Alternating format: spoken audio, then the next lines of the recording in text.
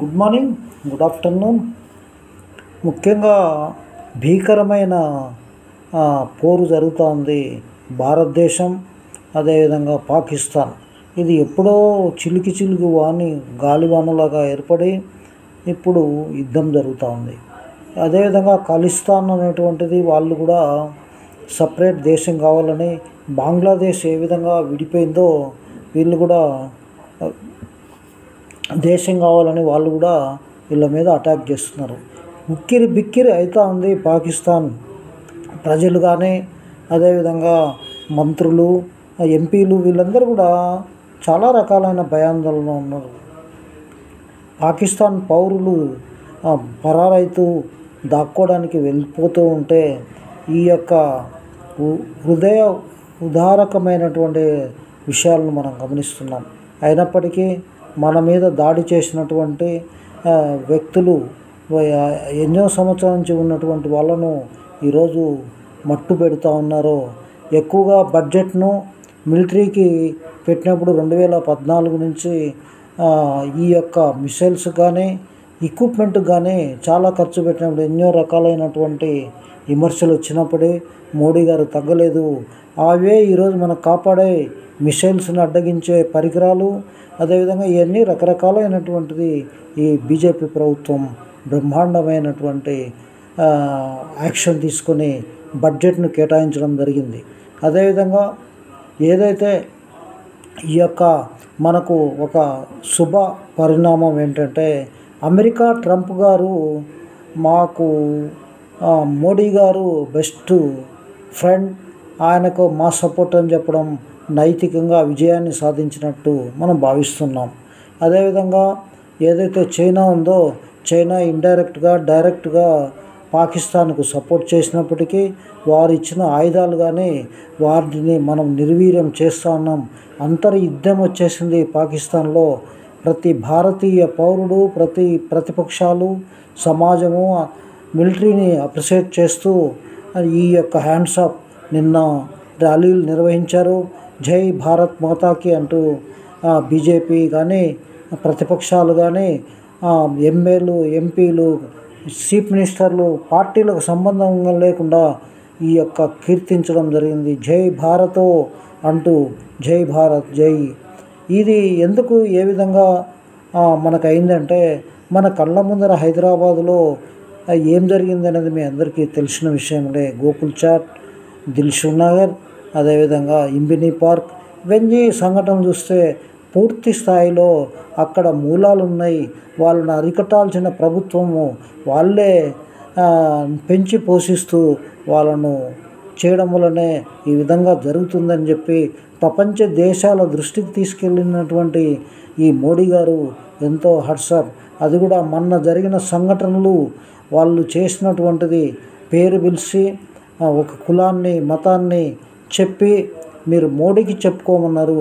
మోడీ ఈరోజు తప్పని పరిస్థితుల్లో యాక్షన్ తీసుకునే ప్రయత్నం చేయాల్సిన అవసరం ఏర్పడ్డది. ప్రతి భారతీయ పౌరుడు మద్దతు ఇస్తూ ఉన్నారు.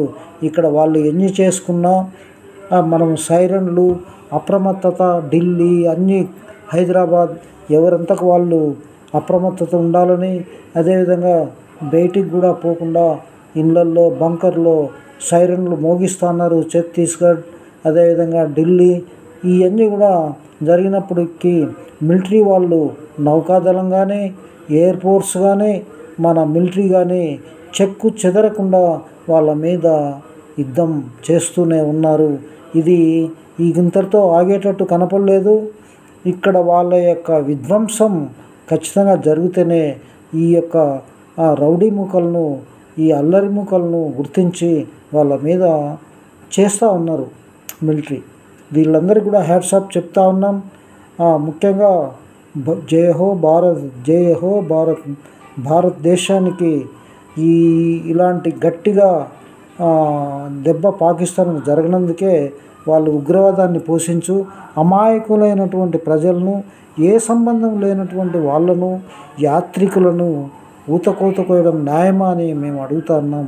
ఆ విధంగా చేయకుండా ప్రపంచ దేశాల్లో శాంతి రావాలని ఐక్యరాజ్య సమితిలో మనం చెప్తా ఉన్నాం. అదేవిధంగా వాళ్ళకి ఎవరు మద్దతు ఇచ్చే పరిస్థితి లేదు. ఇప్పుడు కొంత అటాక్ చేయడానికి ఇండియా మీద వచ్చినప్పటికీ తిప్పి కొట్టడం జరిగింది. మన దగ్గర ఎక్విప్మెంట్ అన్నీ కూడా చాలా సంవత్సరాల నుంచి గగన తలములోనే చేస్తూ ఉన్నారు. ఇక్కడ ముజ్బుల్ ఇంకొకడు ఎవరైతే ఈ యొక్క హైజాకులు చేసి ఏరోప్లేన్లను, దొంగలను, రౌడీలను, గుండాలను ఇరిపించుకోపోయిన వాళ్ళు, ఇది మన అసమర్థత అనుకునే వాళ్ళు ఆ విధంగా చేస్తున్నారని మనం భావిస్తున్నాం. నిన్న ధర్మాలకు జరిగితే కరెంటుగా ప్రాబ్లం వచ్చింది. మొత్తం వాళ్ళకు తిండి తినడానికి నీళ్ళు కూడా దొరకలేని పరిస్థితి వచ్చేసి వాళ్ళు ఊర్లే ఖాళీ చేసి జనాలు వెళ్ళిపోతున్నారు. మా ప్రాణాన్ని అరచేతిలో పెట్టుకొని వెళ్ళిపోతున్నారు పౌరులు, అదేవిధంగా మిలిటరీ. ఇదంతా కూడా చూస్తే భారతదేశం యాక్షన్ తీసుకున్నటువంటి ఈ ప్రభుత్వానికి హ్యాండ్స్ చెప్తూ ప్రజల యొక్క మర్యాదను, ప్రజల యొక్క ప్రాణాలను రక్షణ కల్పించేటువంటి ఈ ప్రభుత్వము హ్యాండ్స్ చెప్తూ నమస్తే చెప్తూ మోడీజీ ధన్యవాద్. అదేవిధంగా దక్షిణాదిలో ఇప్పుడు మనకు వార్తలు మెడ్రాస్, వైజాగ్, హైదరాబాద్, బెంగళూరు ఈ సున్నితమైన సిటీల మీద అటాక్ జరిగే అవకాశాలు వార్తలు వస్తున్నాయి. కాబట్టి అప్రమత్తంగా ఉండాలని కోరుకుంటూ ప్రజలు కానీ ప్రభుత్వం కానీ తెలంగాణలో ముఖ్యంగా అప్రమత్తంగా ఉండాలని, ఏ విధంగా దొంగలు, రౌడీలు, గూండాల టైప్లో ఎక్కడి నుంచి సముద్రంలో నుంచా, పైనుంచా, మారువేషాల్లో బస్సుల్లోన వచ్చేదానికి ప్రయత్నిస్తే ఇప్పుడిప్పుడే వాళ్ళని కాల్చడం జరిగింది. కాబట్టి ఇలాంటి పరిస్థితి రాకుండా ఈ ప్రభుత్వం గట్టి చర్యలు తీసుకుంటుంది. ఆయనకు పూర్తి స్థాయిలో ఈ ప్రభుత్వానికి మద్దతు తెలుపుకుంటూ జై భారత్ మిలిటరీ వాళ్ళకు అందరికీ హర్షాలు చెప్పుకొని, మిలిటరీలో వీరులు వనితలు ఉన్నారు, వాళ్ళకు కూడా హర్షాలు చెప్పుకుంటూ ఈ వీడియో చేయడం జరుగుతుంది. నా పేరు వై చెన్నకేశ్వర రెడ్డి, ఒక సామాజిక కార్యకర్త.